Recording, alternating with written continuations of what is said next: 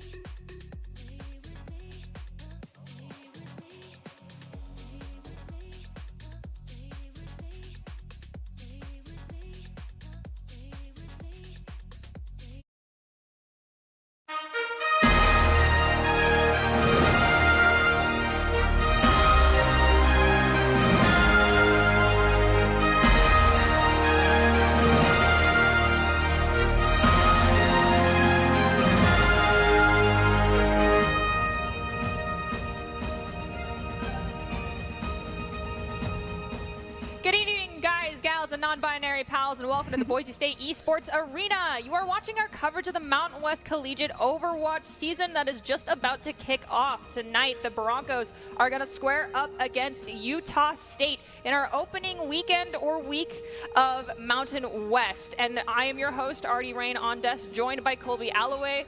So, Broncos are currently reigning two-time Mountain West champions. What type of stress and pressure do you think they're under to come out, at least in game one, the first broadcast that we have for Mountain West, swinging? So I think there are two important factors to the mental state of the players going into this. And I think one is, first of all, though you're the two-time Mountain West champion, you're going for the third and you're not invincible. There are definitely teams that have the possibility of standing up to you. And so you can't. It's like the balance between arrogance and confidence, right? You want to make sure that you're ready, give it all you got. Like, you roll people if they can't stand up to you. But you also need to make sure that you're not trolling or doing things like that. We don't want to end up getting our egos checked in this game.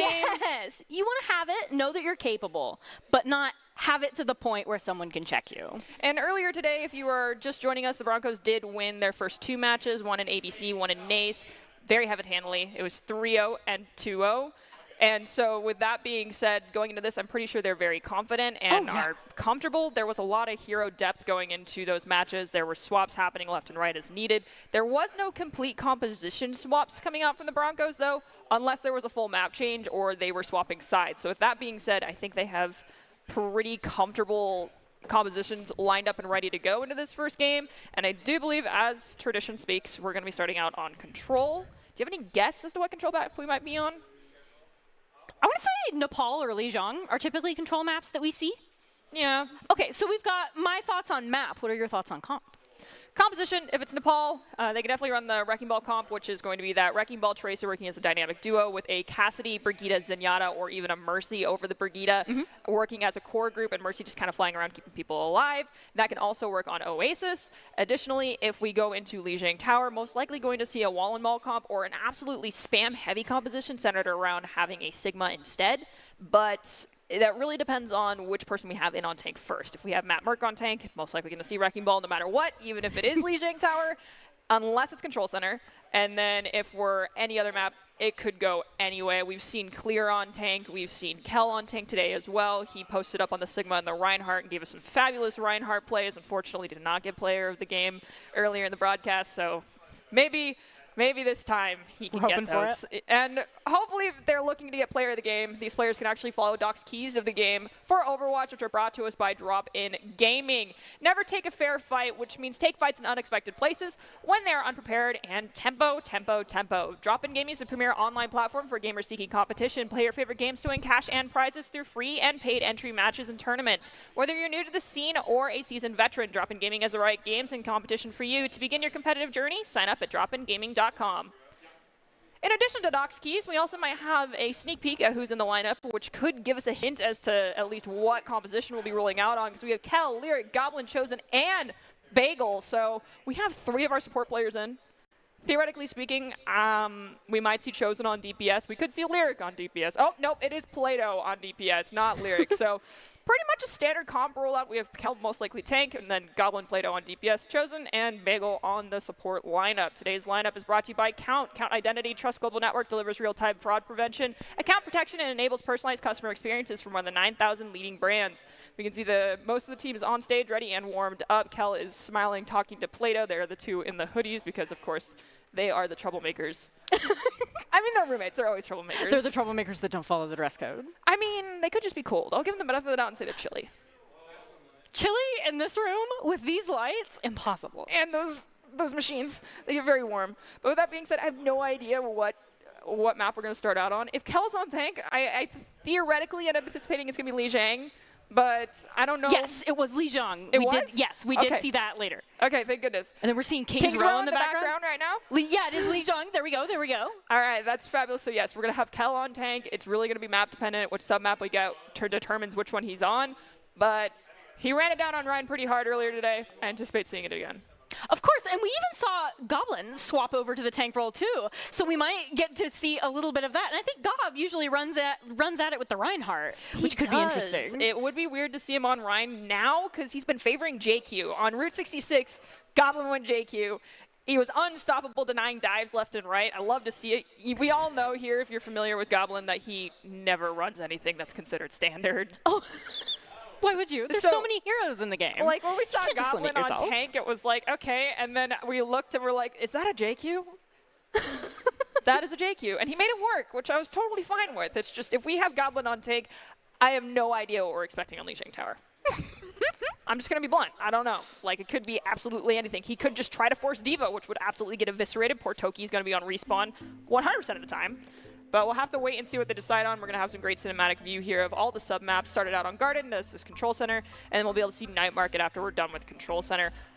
Hopefully we start on Garden, because we didn't see that earlier today, but that is me asking the gods of the games for the favor that they don't typically provide. And Lyric actually got play of the game here. 99% mark, booped 2 off the map, and then ran in and deleted a Reinhardt. It was quite nice to see.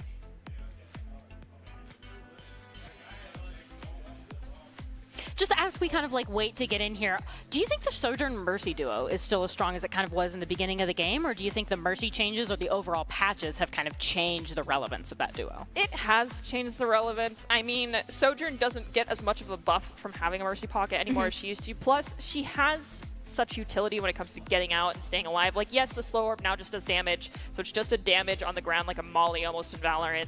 But the slide, saving that for when you need to get out of bad situations, makes Sojourn no longer really need a Mercy Pocket as long as you time your utility properly. You don't show your cards in front of someone and be like, I'm going to slide to get in position right in front of your face. Instead, you are already in position and you wait for them to engage on you, and then you back off and wait for your team to take care of the rest of it. So I doubt we'll see a Mercy Sojourn Pocket. If we do, I worry about these players sometimes. I think someone needs a Band-Aid back there. I heard the ow with my headset on. Very audible ow. There are things under the desk that we typically hit our knees on. I hit one on this one right here all the time. But I don't think we'll see that Sojourn Mercy Pocket as frequently. If we do, it's literally just because we're trying to keep the Soj alive because they're getting doped so frequently and playing Respawn Simulator rather than playing Overwatch. And then what do you think about, is the Cassidy Mercy the important duo? We were talking a little bit beforehand about kind of support combos, and if you're running that Wrecking Ball, you run your Cassidy to keep your Zenyatta alive, and then the Mercy just kind of bounces back and forth. Yes, if we are anticipating that they're not going to be playing a dive-heavy comp and it's going to be spam v spam, you can pull out the Mercy, and you can pocket that Cassidy from dusk till dawn. Honestly, Cassidy had some major changes. He's a very viable pick again. And plus, the tactical role doing damage reduction means that if you are losing health and you're getting dove, you roll out of the way, your Mercy's pocketing you, you go under 50%, that extra buff that they gave to the Mercy charge on healing for that is huge. And it actually looks like we're starting out on Night Market. Actually at night, we're not having the daytime map, so it makes sense. And possibly Broncos rolling out on Reinhardt here. We'll have to wait and see who's on which side, but it's going to be Ryan v. Ryan anyway. TP went up from Utah State. They're locking down with a standard Symmetricom. It looks like the Boise State is choosing to go with the Mercy Sojourn. We see that right now. We kind of see Mercy keeping Kel up as Kel is looking to engage through these doorways, but it's just taking so much damage. He's kind of got to back out a little bit, especially now that he's stuck. Just back up, wait for the triage Mercy heals, and we now are over on Goblin on the Widowmaker. Goblin picking Widow over the Torbjorn we saw earlier today. Definitely a formidable opponent, but you have to find the right angle to get these picks. Plato goes down, but they did find Cats, so we're equalized. Unfortunately, as I say that, I cast a curse and Kel goes down. Warrior picking up a 2-piece, and that means the Broncos are just going to have to play for space control. And it looks like Bagel's kind of peeking around looking for some cheeky ult charge where he knows people can't hit him, getting those turrets in, which will let his team engage easier later. Unfortunately, Bagel just trying to play in mid to keep Reinhardt alive. It's not really the best option. We do see that we have Chosen swapping off of that Mercy in favor of the Baptiste. Lucio Mercy can work. Being in a Brawl style comp means that there's just not enough healing to go around, and they have to break through the Symmetra. Half car wash since Overwatch 1 and the adjustments that were made, but nonetheless, we have an Immortality as well as Epoch dropping the Ant Matrix, meaning it's buying more time as they lose their Symmetra. Ooh, the Rhines counter-starring each other, and then this kind of looks like Kel's trying to go in. As soon as he does, immediately goes down with the Immortality field, and then Goblin gets picked out as Boise State now down 1, as Plato gets an elimination now down 2 before Plato themselves gets taken out by Rosedock. And the fight resets as Bagel tries and just barely by the skin of his teeth fails to get out. And we have Goblin swapping over to the Bastion, deciding to go see if he can just damage down and burst the shield of this Reinhardt. Hopefully we don't lose Kel too early. Kel is under half health. They're going to need a little bit of love from their supports. Going into turret mode, we have Goblin pushing forward, not doing any damage whatsoever to that shield. tries to pick up the bat, big gets shattered. As Kel unfortunately had their shield down, goes to half health. Wall goes up from the Symmetra. Kel goes down from Cats, and we're going to have Cats try to egress forward and possibly take over the space here from the Sojourn, but it is choosing to hang back. I think the fight was won when the Shatter hit, and then on the Bastion and the Reinhardt, that was just kind of, there wasn't really a whole lot Boise State could do to recover from that, as Bagel is kind of picked last in this fight. I do think the Wall was maybe a little bit of an overcommit there, so I think that should work in Boise State's favor here, as now that is another resource that Utah State cannot throw at them, as we pop the Sojourn ultimate, immediately picking Epoch on the Baptiste. We do lose Kel, and unfortunately no one got a foothold on that point, so Utah State wins. First sub-map here on Night Market, 100% to 0, but the Broncos spirits are not broken whatsoever. You can hear them cheering in the background. I know our headsets don't pick it up, but we can hear it through our headphones most definitely. Now we're going on to Gardens, the ever so infamous Lucio boot map, where we had our very own Bagel get a 4-man boop off the map that resulted in a highlight that NECC uses to this day. Hopefully Utah State anticipates that and we don't see the standard rollout into the window with the Sim TP. It looks like we have a Pharah, so we'll be seeing what kind of support that Pharah will be getting in the air. Currently, it looks like that maybe Ana Lucio? No, it's Kiriko Lucio. Boise State is definitely trying to get in there, do some damage. It looks like that's a hard dive comp as well with the Monkey. Going to be interesting to see how this Pharah lives throughout the entire engage here, because you got to remember that it heal over time from, and they did the standard window TP, but the Broncos weren't there in time to do anything about it. However, Billy Spike does go down. We do hear the magnetic grenade get dropped. Goblin, Cal, Plato all picking up one. Plato cleaning up Rose Dog, and that's going to be a reset for the side of Utah State. Boise State says, you know, we lost that last map. We're here with a completely new strategy, dancing on the point after a pretty clean fight win. And it looks like as the Broncos are kind of resetting, because they won that fight so cleanly, they're almost double Utah State's current ult charge. The funny part is that we had a double hit scan swap. Cats did immediately go back to Tracer after trying to take a cheeky shot from spawn onto Goblin, showing just how worried they are about this Pharah, who doesn't even have a Zen Orb, no Mercy Beam, nothing, relying on Aura from Lucio and slow-moving Fuda from their Kiriko. One thing that Pharah does provide, though, is a get-out-of-jail-free card for a Kiriko to just jump to them in the air and use the heal over time without taking damage to survive. As Epoch, the Brigida, goes down, Plato also sent back to spawn. Okay, pretty good trade, though, for the main support, and then we do see Billy Spike get moved off the map. That is huge for Boise State here, as they're only down Plato. It looks like Kel's going to have to disengage, kind of regain some HP, and then it looks like Goblin's going to take Cats down with a direct rocket hit, and Bagel's going to lose the 1v1 against the Rhine on point, but Goblin has shown up with 2 HP and a dream, it looks like, just to stay out of that Reinhardt's range and wait for the rest of the Broncos to come to point, which they do. Chosen winning the battle of Kirikos, and Plato unfortunately being sent back to spawn again. The Brigida is what's going to be the most determining factor here. Respawn, recall forced out from the Tracer, that Brig just providing that extra shield.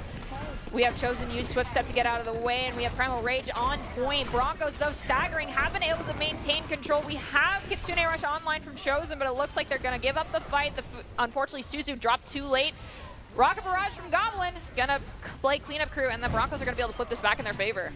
Only giving up 8% there because of a little bit of a too far backup, but Boise State can easily afford to give up that 12 because there's 67 in the lead here, and it looks like Warriors kind of trying to find a way in, get some shots onto Plato. Those Helix rockets are unfortunately going to whiff as both teams kind of reset, lick their wounds. Boise State needs to be looking out for that visor, I think, most next fight. Hopefully someone is tracking ultimates and is prepared to play the counter. Either Plato hit that overclock or just uses a rail shot onto a Soldier 76, but they will have the Kitsune Rush with it, which can make that Soldier Visor very difficult to handle. Plato over-engaged and ends up getting punished. Disengaged here from the Broncos after popping that Sound Berry. They also have Kitsune Rush. There it is, playing for the retake as they take out Brig. There's the Attack Visor and Kitsune. Tied on ultimates. Who's going to get the first pick? It looks like first pick's going to go into Goblin, but immediately after that, Chosen cleans up Warrior themselves, so it looks like this is Chosen and Kel on point, just against the solo Reinhardt, and unfortunately, we salute you for a valiant effort, but Boise State looks like they're going to flip this point, just barely not there, as they now have to chase down a Lucio. That does stagger out the Lucio, the final touch, just, I think, slightly too soon. Reaper was going to try and teleport, realized there's no time left. Cats decided to just take a dip with the fishes.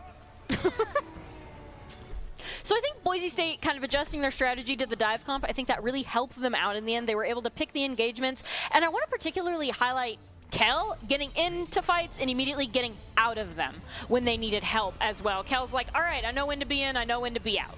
It's really important for people to remember that you also do technically have an S key. If you're low and your supports aren't with you, hitting it is very powerful. Also, Goblin never once swapped off the Pharah despite there being double hit scans pulled out at different points in time to try to do things to him, which either shows that he's not scared or shaking in his boots whatsoever, or someone is missing their shots. You know, not being afraid could be the product of somebody not hitting their shots. That is also valid. So I do think that it is both there. I think Goblin would have swapped off the Pharah if they were challenged more, but it just kind of, unless up until the Soldier Visor, Goblin was pretty uncontested as both teams are back on Reinhardt. We see Kel going half HP there. Epoch is the first one to fall. That is a massive advantage in Boise State's favor. They're going to be looking to go in. We see Kel approaching the point, holding shield. Bagel is there to speed him and heal him as necessary. It looks like the remaining members of Boise State are rotating to point, where these two teams are going to take the fight. Boise State did a slight change from what we saw earlier. Originally, they did speed boost out and keep the Symmetra. This time, they chose to let it go and instead have the Plato sojourn with that Goblin on Mei, which worked out successfully last time, but they over-engaged and did not count respawn, so they're going to have to be forced back to point, and we hear someone screaming for the Lucio on our squad. Bagel, unfortunately, can't just keep people alive. You only have an aura. Looks like we're going to destroy that trap. And Boise State has won the point, 14% and climbing as they wait for Utah State to approach them. We kind of see the Reinhardt shield getting a little bit weak there as Goblin is just spamming into them with the Mei, hoping for a headshot. But that Junkrat is trying to fight for control of the control room there as the teleporter is going to get almost destroyed by Plato. Amplification Matrix forces the Reinhardt to back off and just conserve shield. Junkrat trying to get some chip damage. Big Wall wall. goes up. It's wall and maul time. Counter stun from the other Reinhardt. No one gets cleaned up. Epoch drops the Ignore and Amp Matrix in response. Mei will drop their own ultimate Blizzard on site, is going to clean up one. Can they clean up Rose Dog? They should be able to. Reinhardt, you are the last bastion right now, and you are getting the Overwatch treatment, but the Immortality Field gets dropped and keeps our Force Shattered Mei alive. It feels bad when you go to Solar Shatter somebody and don't even get the elimination because of a well-placed Immortality Field. Rose Dog, that is a feels bad, but you're 7% to your next opportunity to try a solo Shatter. I do question the Shatter as a last-ditch effort when you're last man standing on a point, but nonetheless, we all do that sometimes. You gotta flex the ego and just be at least I can Shatter. When you do see Rose Dog actually swapping over to the Sigma, trying to counter the spam coming out from the side of Boise State, even though having that made just the icicles are the spam, but we have Cats going for a sneaky fire. Chosen, sent to the Shadow Realm. And immediately the sound barrier in response for Boise State. It looks like Warrior is going to be forced to back up because that wall that splits their team there. Kel just getting burned by that level 3 beam. Bagel says, running away, I am out, goodbye. It looks like Boise State is still up this fight, even though we lost our main healer. It looks like that was a major beat that kept Boise State in the fight, and now they're kind of forced to back off a little bit, get healed up by Baptiste, and then re-engage. It was huge of Bagel to actually pull that much attention from that Symmetra, because Sim is your biggest damage dealer in that moment. With everyone splitting their attention, the core unit of the Broncos just deleted everyone else. Time to see what the play of the game is. Not sure who got it, but it looks like it's Plato yet again. I want to say this is probably... It looks like this is not the overclock, just kind of taking out some turrets we see, and then definitely putting some worthy damage in on Billy Spike there, though not officially showing up in the kill feed for it. Then there's Warrior and Rose Dog as well. They were part of the 4 clear on the point. That is his second play of the game of the day. I think we could show some love to some other players. I mean, I'm asking an algorithm to do this for me. Argues ready to fight the algorithm. I am. I feel like we need to show at least some more tank play, but we didn't see any fatty shatters in that game, which kind of hurt my heart a little bit. We saw one shatter that was a solo shatter that was on a Mei with an Immort. You're forgetting the fatty shatter for the side of Utah State. Yes. Onto Kel and Gob on Reinhardt and Bastion. It's always big when you manage to land the enemy Reinhardt in your shatter, but especially getting the Bastion after that. That fight was won as soon as the hammer went down. That is very true, and we are actually going to give a quick reminder about Doc's keys to the game and how important they are to playing Overwatch. For Doc's keys, brought to us by Drop-In Gaming, their take fights in unexpected places when they are unexpected, and tempo, tempo, tempo. Please don't respond to tempo with saying that you're going to play Ramattra, because just because devs call it a tempo tank doesn't mean that's how you control tempo. Tempo's a group effort. It is most definitely a group effort. And Doc's keys are presented to us today by Drop-In Gaming. Drop-In Gaming is the premier online platform for gamers who seek competition. Play your favorite games to win cash and prizes through free and paid entry matches and tournaments. Whether you're new to the scene or a seasoned veteran, Drop-In Gaming has the right games and competition for you. To begin your competitive journey, sign up at dropingaming.com. I cannot tell you how many times I have heard someone say, I'm going to play the tempo tank. Hi, Kel. And it's made me want to cry. And it's made you want to cry. Because it's like, I understand that they built this kit around trying to teach people what tempo control is. As if Lucio doesn't exist. Right? As if Lucio doesn't exist. As if other tanks don't exist that can control tempo. There is an ebb and flow. It's a sine wave that you just have to make sure you're using the cooldowns at the right times and not everyone's just dumping them randomly. Tempo is not based around one hero, one composition. It's based around team communication. And I wish that was a Doc's key that we used to. It was an old key in the game, but it isn't anymore. Because you know what? You want to know what they call tempo when it's just one person? Typically, we call that feeding. Yes! Ooh, we have a new map. Well, not a new map. One we haven't seen in a decent chunk of time. We're going to go to Eichenwald for our hybrid map. I'm excited for this. We could see some different things than what we saw today, which was a lot of Wrecking Ball comp, lots of Reinhardt. If Goblin is on tank, we'll see JQ. I almost promise you that much. Am I praying we don't see that? Yes, because I don't think it's going to work that well on Ike. Would he make it work? Somehow, magically, yes. Like the Pharah against the double hit scan somehow made it work. And no pocket, no Harmony Orb, just nothing, just living off of Lucio healing in a dream. Yep, it's like, nah, I got this, I'm good. I mean, when you're dealing with someone who's that confident on a hero, you need to respond. You can't just let them have free range like that. Definitely, and it feels like the hit scan were more focused on the ground battle and more focused on kind of negating the on-the-ground threat that was Plato. And they just kind of forgot about the Pharah in the air with absolutely little to no support. Like, don't get me wrong, Plato is scary too. Yeah. But a Pharah that doesn't take any damage is also very scary.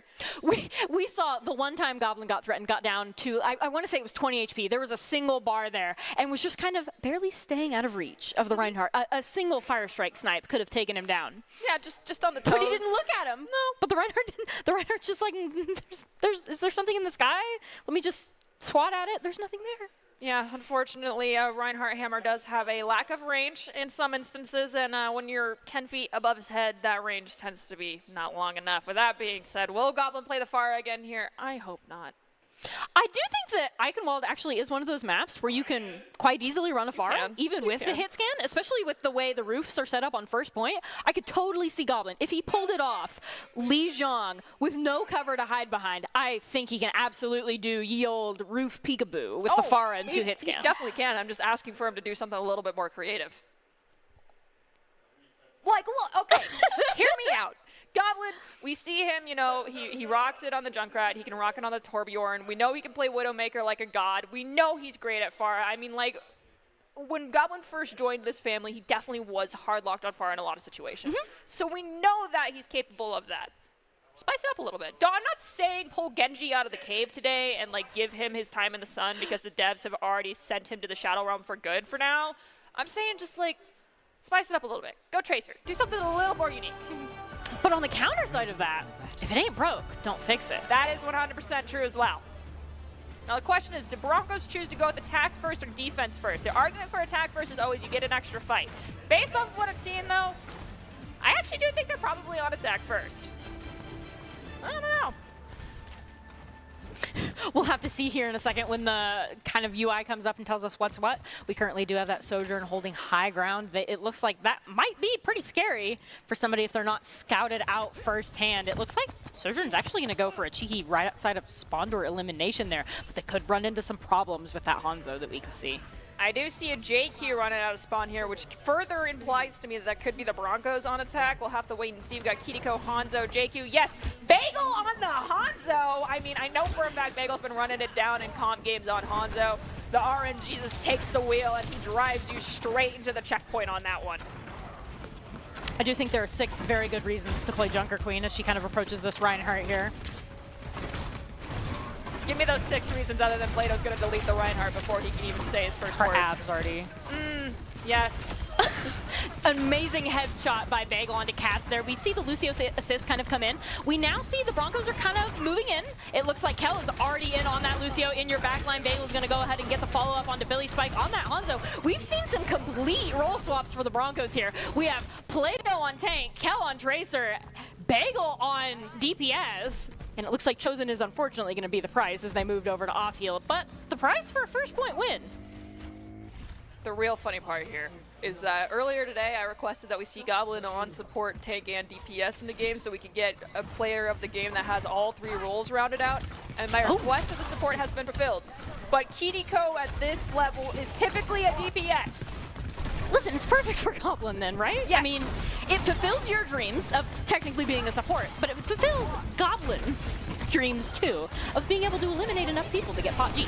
It looks like as we kind of go in, Kel's just going to dive bomb Billy Spike there. We see Cats get eliminated again. Excuse me. And it looks like the Broncos forgot about payload for a little bit, so Kel being the MVP and going back and grabbing that. A huge thing about this point is so many people tend to be focused on the objective is that they will stay in camp on it, and getting through while you're waiting for those doors to drop takes so long. It allows an enemy team to get set up on that high ground and then just be ready to drop down on your heads. Instead, they took the fight first, cleared out high ground, took control, and got it past that awkward door choke point, so they didn't have to deal with it. And then, yeah, you drop your tracer on the payload. Pretty standard. Ooh, Rose Dog getting purpled and then immediately cleared in that room by the Reckoning there. It looks like though they've committed an immortality field, though they've committed the cleanse, it looks like Rose Dog is still going to go down to Plato, and the Plato coming out with the triple kill.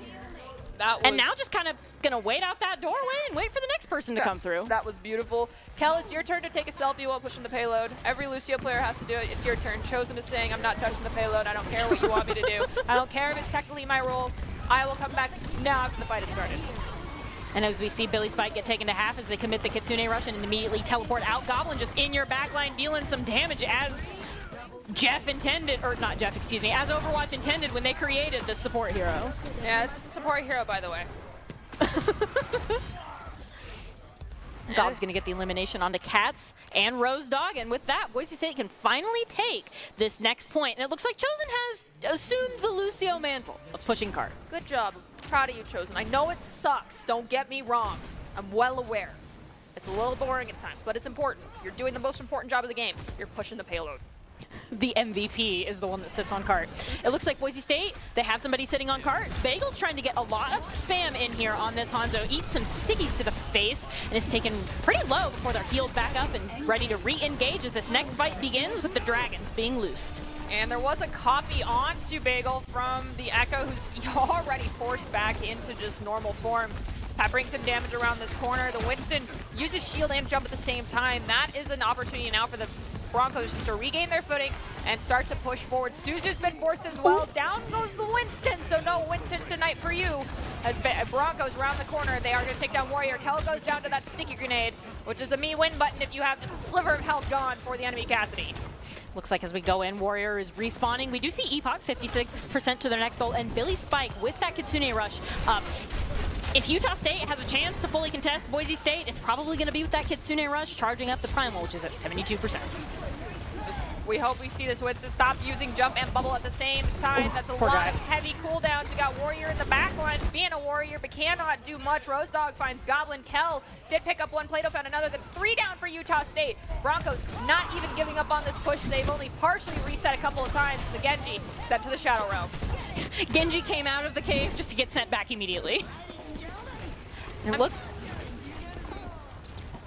looks like they have a touch with the Tracer. Warrior taking a significant amount of damage from that tire, excuse me, and then recalling immediately after that. This is currently Utah State with 3 members on point. Rose Dog in a trap, it looks like, as the Dragons go on and do enough damage for Bagel to just easily clean up Rose Dog, and I believe that is final point for Boise State. Colby, I mean this not to be toxic in any way, shape, or form, not because I wasn't paying attention, but because I genuinely didn't know. When did the Nuggets and Kel swap over to Junkrat? About that final point in the enclosed space, and I think it was a pretty good swap for them, I believe. It was sneaky because I didn't really notice the jump swap. It was done in a manner that provided damage but without pulling too much attention to himself. I also want to say it was around third point. It had to have been because that's when it makes the most sense. My brain apparently didn't click that there was junk spam coming in. Totally reasonable. It kind of feels like Utah State didn't really get a full fight that entire third point, and it was because members kept getting eliminated as soon as they pushed out, so it feels like they weren't necessarily ready for the junk spam either.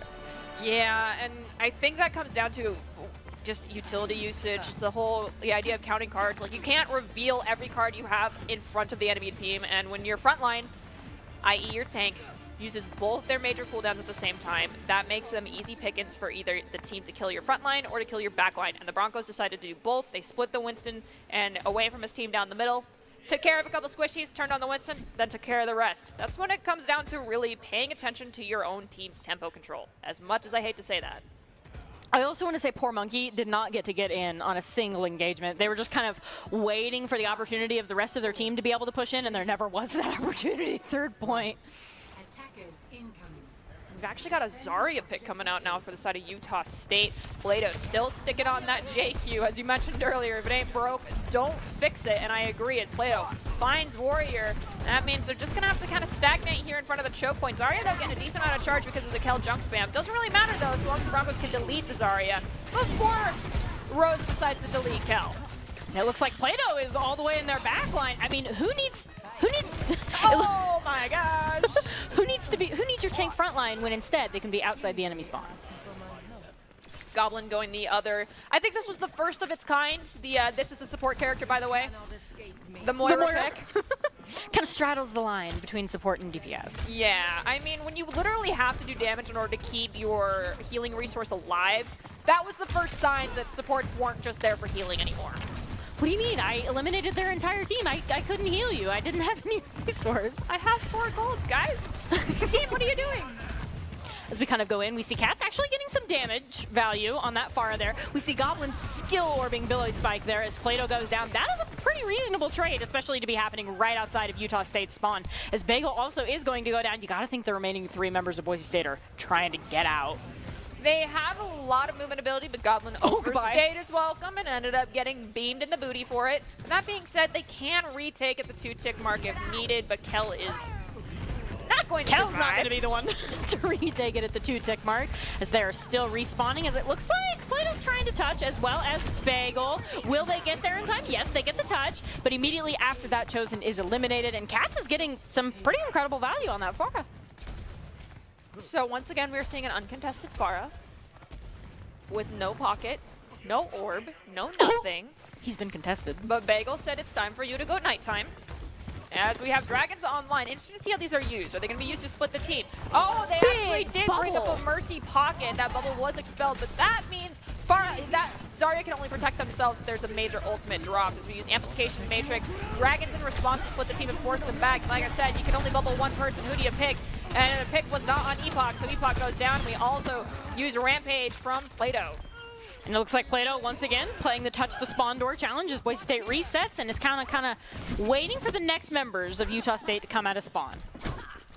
They should be wary of that Graviton Surge, though. I think that might put an end to Boise State spawn camping dreams. If they're tracking this Grav Surge, though, they really only have to be aware that Goblin needs to stay out of it. Go smack her. Go give her the nails. Go give her the nails. Okay. Or not. You can give him the beam. Oh, Mercy, I'm very sorry. That Mercy made a valiant attempt. I do have to say, Goblin was weak. I credit where it's due. As someone who's dumped more hours on Mercy than they'd like to admit, that was very good. Mercy's got cute skins. Best characters to play in the game, in my humble opinion. We still have Grab. We still have Grab, and it looks like, Dragons. kind of as we go in, Kel's really pushing into the enemy team there. Boise State just kind of holding outside of spawn and getting enough eliminations that they can stay there. As we see the overclock pop, it's going to get the Mercy, but immediately after that, Kel themselves is going to go down, and Rozog is also going to get Bagel. That is Boise State down 2 DPS, and pretty amused by it, actually, as Plato's going to get that elimination on the Warrior. You can...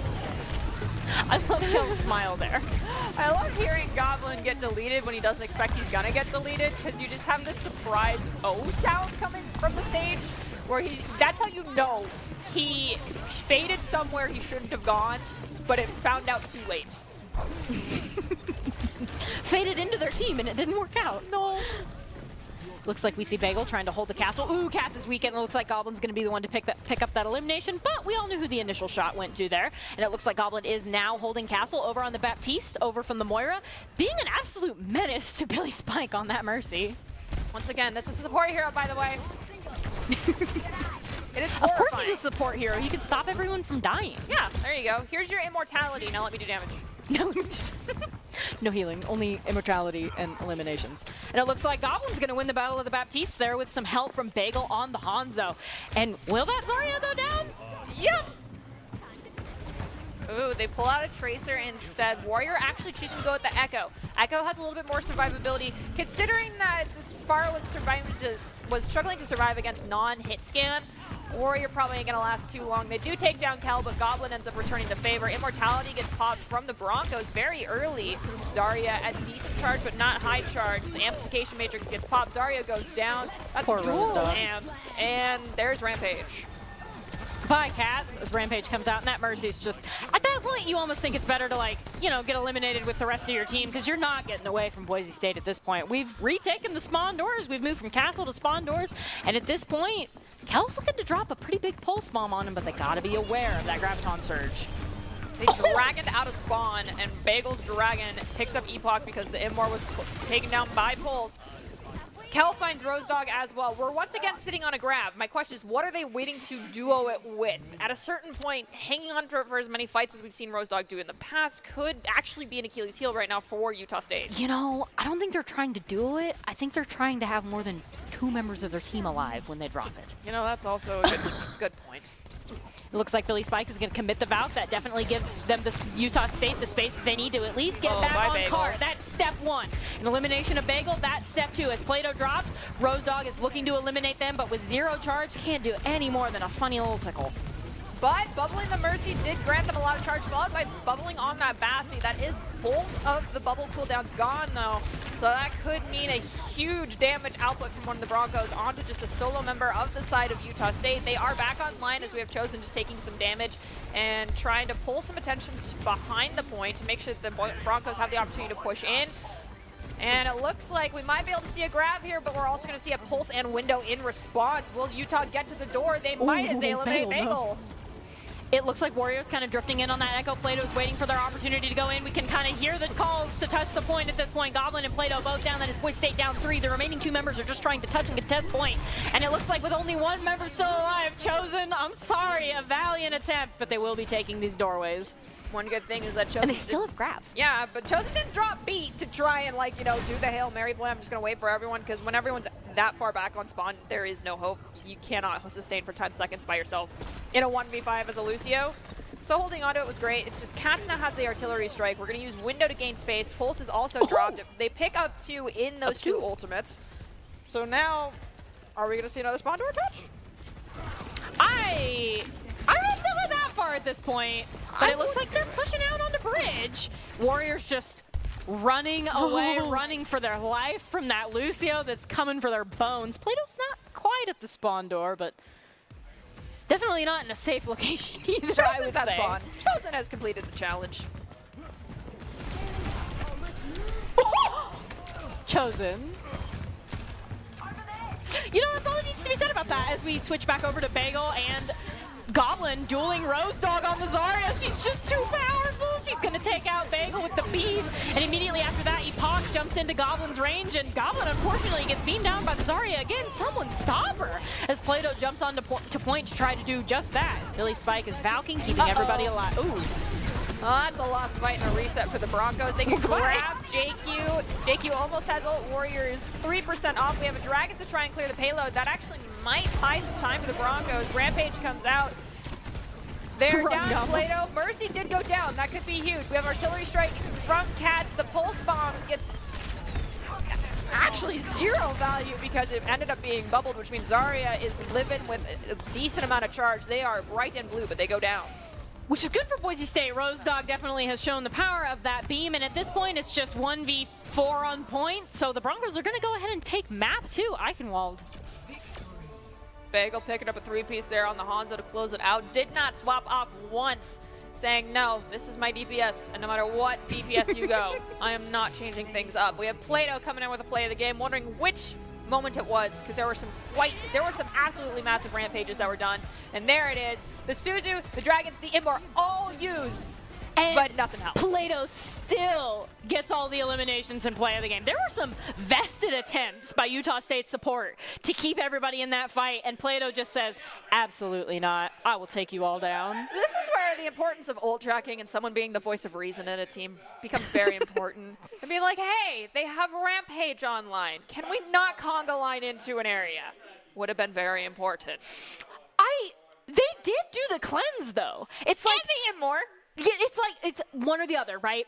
Because then they weren't prepared for the follow-up damage that came immediately after that. They're like, yes, Rampage, we're ready for the Rampage. But both supports had that thought independently and thought it was their responsibility to kind of take care of the Rampage. And each one of them did in their own way, but because they double committed both of those abilities, they weren't ready for Plato to just say, I have a knife, and run into everybody. Back to that saying of tempo control. That is calming your tempo control right there for your supports is being like, okay, they're going to Rampage. I will Suzu first, and then you follow up with Immortality. And we're going to actually end up going to Circuit Royale. Best of luck to the side of Utah State, because we have some very, very well gifted snipers on this team. And with Utah State being put in the position of having to reverse sweep against the gifted snipers, they're definitely going to need to find a way to deal with that if Boise State pulls that out, whether it's shields or simply never peeking any corner ever. They've got to come up with something. I mean, it's doable. You can just not deal with a Widowmaker by not giving her an angle. You have to play very creatively. It's just CSGO at that point. Yeah, it's not really Overwatch anymore if we get stuck in that. I'm really curious to see if we have the Broncos on defense first or attack first. We could see them on attack just because earlier we saw them start out on attack. It gives you an extra fight. It's just Circuit Royale is tended to be referred to as a busted defense comp, so they might want to just hedge their bet a little bit because it's not like Utah State hasn't shown up today. They already took a map off the Broncos, and they've put up quite a few good fights. That being said, you got to give them the due respect and possibly start out on defense here. So what is the defensive comp? We've talked about snipers, but what tank do you run with that? Sigma. Sigma? Yeah, if you don't play Sig, you're going to have a problem, but I hear... Oh, no. Hear me out. Wrecking Ball. I would be fine with Wrecking Ball, but... Reinhardt and 2 snipers. If you're Kerchak, go for it. What I'm hearing from stage, though, is horrifying and amusing at the same time. Goblin is insisting on giving him the JQ. And then I hear Jordan discussing Bagel, how he's been learning from the Flame himself, who is the #1 DPS currently in North America. Learning the strats to the J-Silly. So with that being said, we could see something extremely creative. And that does somewhat imply going on attack first here for the Broncos, because there is a goofy rollout that you can do on Junkrat here if you're on attack first that eviscerates the back line, gets them all out of position, and half the time no one's prepared for it. I'm so excited to see the rollout. We were expecting Cypers, but a Junkrat instead with a rollout, you know, I would be thrilled. I'm all here for it. Just make sure it looks good. Make sure you complete the rollout. And when our UI updates, we'll officially know who's on attack and who's on defense. We've got double sniper and a Mercy on the defensive side with Baptiste and Sigma. There's your Sigma. Pretty standard. I mean, if you don't go Sig on this first point on defense, you are either really dumb or really confident in what other tank you play, or you just suck at Sigma and you're apologizing profusely to your I'm team. sorry, can't play him. He's got too much going on. It's also important to note that a Widowmaker on defense here can do a cheeky peek. It's a very similar location to the Junkrat rollout as well. They have to, yeah, there's the Junk. Yep, Broncos are on attack first. And the Junkrat is going to be Bagel. So it's a triple mine over right side. You have to drop one mine and then wait patiently for your other 2 mines to come back online and then jump over. But losing one could be a delay. There's the first mine. There's the second mine. Here comes Junkrat. Warrior doesn't see him. Warrior doesn't see him, gets taken immediately to half HP before that Junkrat drops below the bridge, and I believe that the fight has engaged. Junkrat is in on the enemy team, but doesn't have any support to back him up as his Moira is just dodging Hanzo arrows. Oh, Bagel. Unfortunately, Bagel miscalculated the angle. The geometry was not in his favor. You want to land on the bridge, not under the bridge like he did. Not yet. And we do have Goblin on the JQ, uses Shout, is able to do some damage onto the Sig. Plato goes down to Cats. Taking a duel against a Widowmaker with a Mercy Pocket is not an honorable duel. That's a 2v1. You're not going to win it. Looks like Epoch's going to keep them alive as well, kind of get a little bit of aggro shots in there before immediately peeking back. Knows that Hanzo is there, gets up a little bit of space, drops the Immortality Field to keep himself, his Widow, and his Mercy alive. Epoch does a wonderful job of falling back. There is no saving Billy Spike when Chosen's in your backline.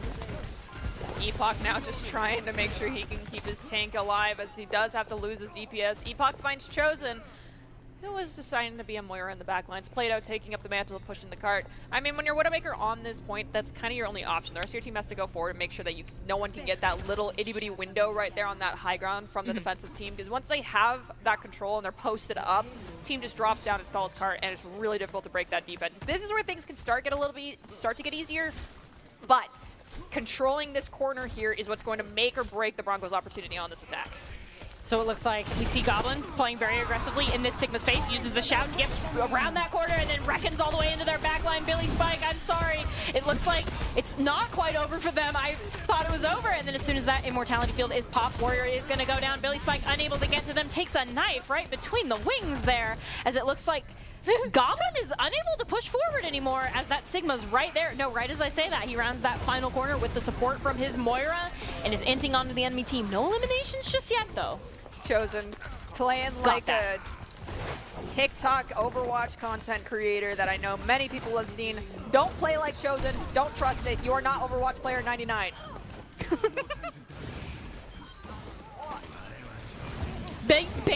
Genji's out of the cave. Bagel, excuse me. Bagel is on Genji. This is a creative pick to say the least. Let's see if this Blade gets anything or other than Bagel himself. I believe. I don't think they see him up in that corner, and especially just approaching their spawn doors. I think if he can get that Moira or the Mercy, I think he's got, you know, he just commits to the Hanzo. I mean, there's one. Will we be able to get the Mercy? Mercy's flown away. No. I think they might actually be trying for that res as Bagel kind of gets out, and no, Chosen's going to laser them down before they can get it. We see a Tranquility come out, and Epoch is just not going to be able to get out there. Bagel nailing him with some shuriken to the head there. So the issue with Utah State's composition right now is that they ran a spam tank and a spam DPS composition, so the Mercy Zen made sense. Epoch has swapped over to the Moira, which is also fine. Sorry, the Moira Mercy kind of made sense, but the Bap Zen, Mercy Zen, Bap Mercy makes sense for that spam comp, but they didn't all transition at the right time. So we have the hybrid dive comp from the Broncos just eviscerating what they did have, and now they're almost halfway to checking point 3 with more than 4 minutes on the clock right now. It looks like Rose Dog is back on the Zarya, excuse me, as the Reckoning goes straight into your backline. I'm sorry, Billy Spike. I don't know if you can get away from the Junkyard Queen there, even as Epoch covers for you, and it looks like Billy Spike will live another day in the backline as Goblin goes down, and the Broncos are now down 2, forced to retreat a little bit. It is important to note that Zarya's bubbles do cleanse Rampage Anti, just like a Suzu would from your Kiriko. So we got played out now. Can't run fast enough. Advancing in the opposite direction, unfortunately being sent there quicker than anticipated. What a clever way to say he was eliminated. Tried to sugarcoat it a little bit as we've... Oh, get him, Chosen. Oh. AD Strafe OP. AD Strafe OP wins the 1v1. You can't just stand still, Sombra. I beg of you. Chosen, taking a little bit of damage, still not really getting pressured up here. The Zarya is extremely low, but that Mercy pocket and plus the changes that were made, still very vital in the situation. The question is, though, is the Zarya going to be enough as Goblin gets a surprise elimination on himself? I love that the pocketed Hanzo is struggling to deal with the Moira in the corner there. As we see Kel kind of pumping a lot of shots into Rose Dog there, who backs up into their Moira, gets a reasonable amount of healing, and it looks like Chosen will finally get eliminated by that Hanzo, as is supposed to happen. It took a little bit longer than anticipated, but they got there. They are going to have Dragon Strike and Grab online. They used Grab before Dragons is even there. They do pick up Cal, they pick up Bagel. They're going to have EMP online. They can just EMP and win a fight truly at this point. Hopefully they don't use it now, or that's a case of over-ulting. I want to say Cats has demonstrated some good patience there. They could have gotten the EMP on 3 and then immediate eliminations after that, but instead they just eliminated them without the ult, giving them the opportunity to use the EMP on a fight where it really matters and will make more of a difference there. It looks like, ooh, Cats is coming in on Chosen. Chosen will be taken very weak, but will force that Sombra to back off, and then Orb healed himself back up to full as Cats is looking for a way in for EMP. But the Broncos are playing really split. EMP. Yep, saw that coming. Genji Blade EMP it, but it was too late. Billy Spike is sent back to spawn. Rosebud as well, and Warrior will join them thereafter. It looks like this is going to be enough to let Plato and Kel, excuse me, round the final corner, but then stop touching cart. With State, you got to get on the cart. And it looks like as we're approaching this final fight, Utah State just has Moira's laser beam, and Boise State has Moira laser beam plus some bonus. Coalescence pop first, overclock from Plato pop second, Rampage directly thereafter, stacking them on top of one another. Mercy flies out, Guardian Angel trying to be their saving grace, but they go down to Plato's overclock, and we have Carnage come out to clean up Warrior. Now it's just Moira left standing. And with that, I don't know. Oh, there was Cats coming out. Doomfist to get some contest here. We might see a Kiriko swap just to teleport straight onto the point. It looks like they're not able to do that. fast enough there as Trace and Billy Spike immediately just gets headshot by Bagel immediately after Warrior right outside of spawn. I'm all for the Kiriko swap to try and stall, but the issue with that is that you have to have someone alive on point. And Utah State didn't have that. Yeah, there was just corpses. If you could teleport to a corpse, that'd be rad, but it really wouldn't do much in this situation. I'm going to be shocked. I did not anticipate the Broncos to take this long to cap this point. I actually don't know if that would be that overpowered of a change to Kiriko if there's no one else alive being able to teleport to a corpse. It's kind of like that whole idea of when there was it was totally a April Fool's Day thing, where they said that they would let Ana nano herself if she was last player standing or didn't have anyone around her to nano. I could see it being abused in some way, shape, or form, like Kiriko using it to TP into a backline or to be already in the backline and wait for someone in their own backline to die and then just TP back. So with that being said, I can see why it's not done. But it would be interesting. However, it would make stalling on checkpoints like that where the spawn doors are very close almost too busted for her. So I'm not trying to put ideas in devs' heads. Please don't do it. As we do see the Kiriko ult, or the Kiriko teleport, excuse me, go to that Widowmaker. I like the Widowmaker braid. I know some of the Overwatch 2 skins have been, the reskins have been, some of them have been pretty controversial. But I definitely want to say Widowmaker's hair, I think, is one of the good things that came out of it. The skin right now that I have my eyes on is the Amaterasu skin. I am slowly working my way through that battle pass. I just want the Kiriko skin. Cupid Hanzo.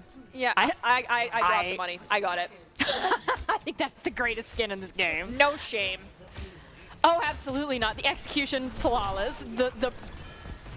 I could talk about that for a while, but we won't, as Plato kind of looks to kind of peek and win the battle of the Hanzos, misses the headshot. Yikes. Yikes. Hits the Storm Arrow. Plato still has the Mercy Pocket, hits the headshot onto Epoch as soon as Cats hits the one onto Bagel. Trade for trade. I want to say that trade is pretty favorable in Boise State's favor as Warriors finally going to get taken out by the Storm Arrow, but then Plato gets headshot themselves. Cats is putting in work on that Widowmaker that I don't think Boise State was ready for. Playing patiently was the name of the game. Oh, my Cats. goodness. Chosen. That was too close for comfort. We see a lot of shuriken throwing from the, or knife, I forget what they're called, excuse me, throwing from the high ground there as it looks like Mercy's kind of pocketing the Junker Queen, trying to stay out of sight of that Widowmaker. That's kind of scary. Yeah, this is where knowing how to move with Mercy comes very important. The B charm, that means they have the B skin. It looks like Boise State is looking for their way in while respecting the power that the Widowmaker has, kind of holding that corner. As she hooks herself up into the air, Rosebud's going to go in on Goblin with the Winston and immediately get taken down. This is one of those broken defensive spots. If you don't know how to play Sigma, you can play Reinhardt in this corner, in this room. Instead of the Reinhardt, though, we're choosing to have Goblin on the JQ because that is who he likes to lock it down and run it in on tank now, other than Sniper Reinhardt. duel.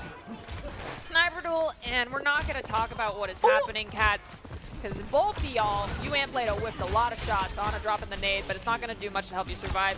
Cart is slowly pushing forward out of the zone where the Broncos can defend it, but they just have to play cleanup crew here and then retake it over as it slowly inches its way back. And immediately after that, Bagel's going to get taken down as well as Chosen. That is Cats taking down both the Widow and the Mercy Pocket there, as now Kel is forced to defend the cart with Goblin against. It just looks like Warrior on that Hanzo, and you made a valiant attempt there, buddy, but it's not going to be enough to get this cart moving. It's not going to be enough, but the question is, how much do the Broncos just drop to try and make sure they can sustain this win? To now be having to go into Sights, Dragons, Nano Winston, Primal Rage, and a Kitsune Rush. I think Cats is making the Broncos' life miserable, which good for them, but it looks like Kel's trying to get out. They will not be able to get away from the Monkeys safely. No, their Mercy's going to come in just in the nick of time. And now at this point, the Monkey has switched targets, and Chosen says, I have a pistol, and I will pull it out on you. And immediately after that, Rosedog gets dropped to a couple bars of HP. Chosen now after the Widowmaker that's been a terror to their team, looking for the res in the Dragons. Kel's there to back them up, so they end up successfully getting that, leaving Boise State at full force. We're in a neutral fight. Plato's going to go down again, so the Broncos are down one. Bagel returns the favor, finding Billy. Warrior finds Kel, so both sides once again dwindling in number. Goblin with the ante has to use Commanding Shout to survive. Is going to go in with the Rampage, try to get Epoch. Epoch scopes in, decides to delete the tank, but Bagel coming with a double. I don't know if you're going to survive the Winston, but thankfully Plato is going to help you a bit. It's the nade that gets them after living through everything else. It looks like both teams are kind of waiting to reset a little bit. Tracer has something against those dresses in particular as they kind of wait in that corner room. If you're Utah State, you're looking to use the Kiriko ultimate this fight to try to gain some mileage against Boise State here. As we see Bagel pop in for a sight, just looking for the squishy head to come around that corner. Kitsune Rush gets popped, as you mentioned, from Utah State. Now it's going to be Rose Dog looking to try and get survival long enough for Epoch to get this Nano onto them. Chosen goes down to Rose Dog. Nano, though, I have questions. I don't think we're going to get answers, Artie. No, we're not. But they do manage to get the checkpoint. I think it was a distraction plan, and it worked out. Let's Nano the Widowmaker, make everyone turn in focus. And we do hear the Broncos are a little bit upset with themselves for having given up the point. But again, broken defensive position. If the team can get a stronghold on that high ground, people can play touch and go on the point all day long. Oh, that high ground is miserable to try to attack. The fact that Boise State made it to third point means Utah State is in a very difficult position as they have to take this high ground. And Rose Dog, 2 HP dwindling, goes down. They're not taking it this fight. Boise State actually looks like they're not even going to set up on that high ground yet. They had a couple people on low ground already because it was a bit of a staggered fight. So instead of full resetting, they just let themselves stagger onto that ground because they know that trying to take the high ground here for the side of Utah State is not playing to their composition because of how far back the payload is. We have Plato go down to Warrior, Kiriko, and Widowmaker, and it looks like Bagel is the next one with the target on their back. And it looks like Bagel's going to survive. Both supports end up peeling for them. Goblin's going to shout their way into that fight there. This Chosen is going to damage boost Kel, of all people, hopefully trying to take down that Widowmaker. As it looks like Roast Dog is going to jump in, commit the bubble, not be able to get any eliminations, and then jump out as Warrior gets the Dragon's elimination onto Plato. And the fight, I think, truly has begun.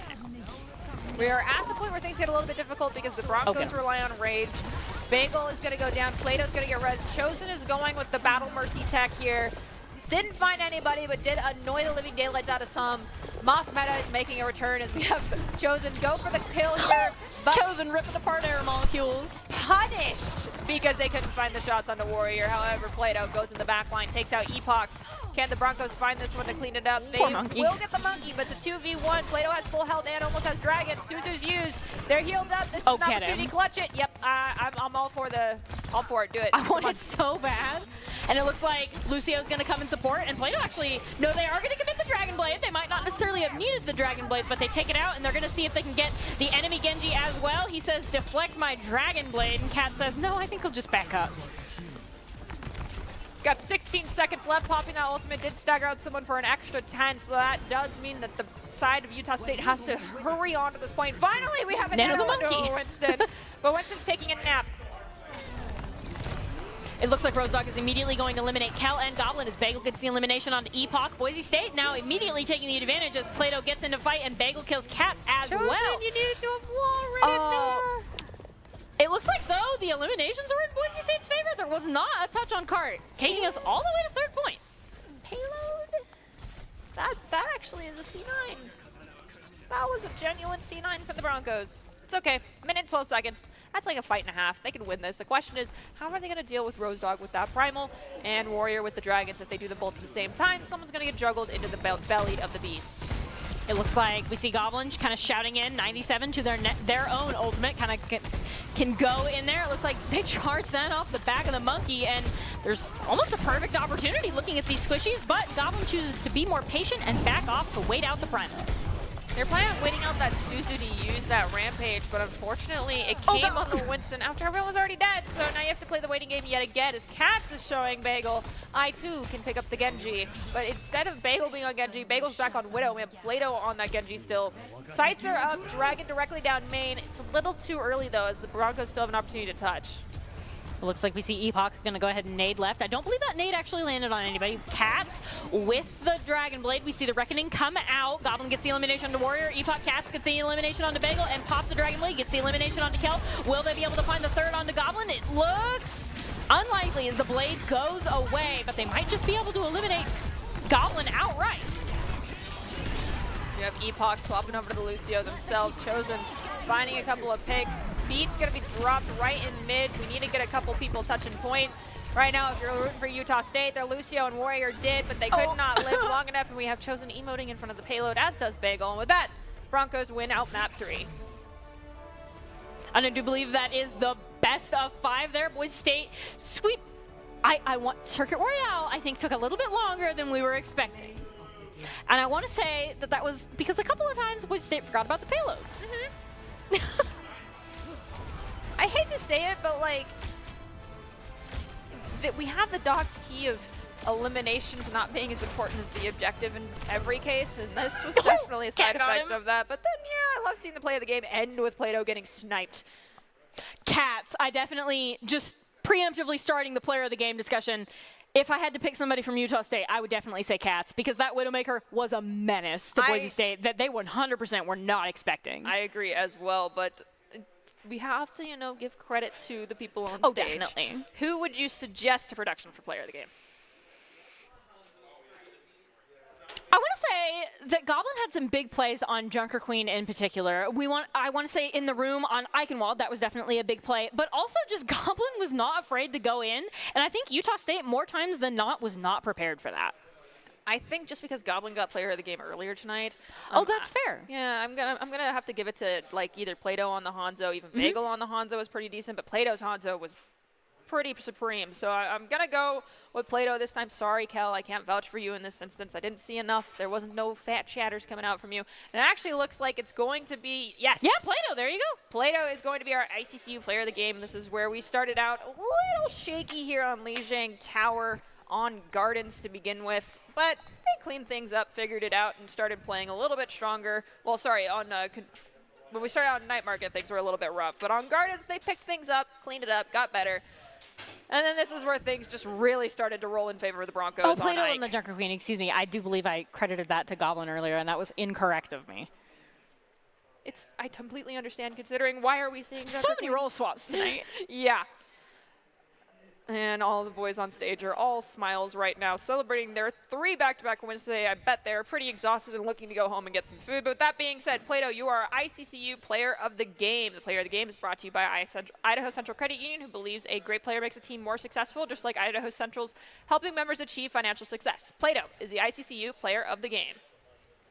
And as we begin to wrap things up tonight, we have a little surprise. It's a little different. This is where the rubber meets the road, so to speak, for Doc's keys to the game. We say them, we don't always point them out, but today we're actually going to highlight a moment where we saw a very well, I guess, rounded usage of some of the keys. Very well executed key. Yeah, in this instance, it's going to be taking fights in unexpected places, and this is Doc's I think I know play. what that meant. There was lots of that tonight, I really want to say. Unexpected places, but not on the payload when it was close to point. That's where they expect you to be, Artie. Yes. They expect you to be on the cart. They expect you to try and stall carts. Instead, we touch spawn doors. So that is that first one there with Never Take a Fair Fight, which means in an unexpected place. We're going to see right here on the very first fight of Lijiang Garden. Kel, jump in off the TP in standard spot. Don't do that in the future. Immediately get a couple of eliminations, and then cleanup crew coming in with the broom, taking care of the rest and sweeping them under the rug, sending them back to the spawn room. And once again, we're going to have this Kitsune rush, the one from Goblin to solo the Kiriko that made everyone terrified of him. That's definitely where they don't expect your Kiriko to be. Yeah, I was just thankful that your other support was willing to keep everyone else alive and didn't do the same thing. Goblin's like, hold on, let me flank. Yeah. And Lucio's like, all right, heard.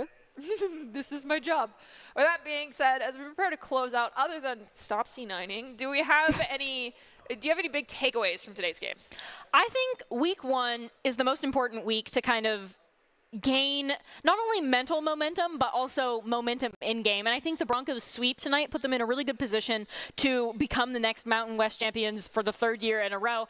And it also just did some things to them that I think they're going to be able to carry these good vibes throughout the rest of the season as well. I mean, 3 back-to-back games today. Of course, we're going to see some role swaps. You don't want anyone getting too exhausted or mentally That's tired. fair. And keep things exciting and fun for them. But with that being said, you might see some of those smoky role swaps as we jump into the top 5 plays of the game for today, which are going to be presented by the the Idaho Army National Guard, who invites you to take your critical thinking skills into real time with more than 10 jobs, offering $20,000 in bonuses and your degree of choice paid for. The Idaho Army National Guard is the best team out there. Reach out to them on Twitch at iGuard Gaming. From all of us here at Boise State Esports, thank you so much for joining us. Be kind, be safe, stay healthy, and we'll see you next time.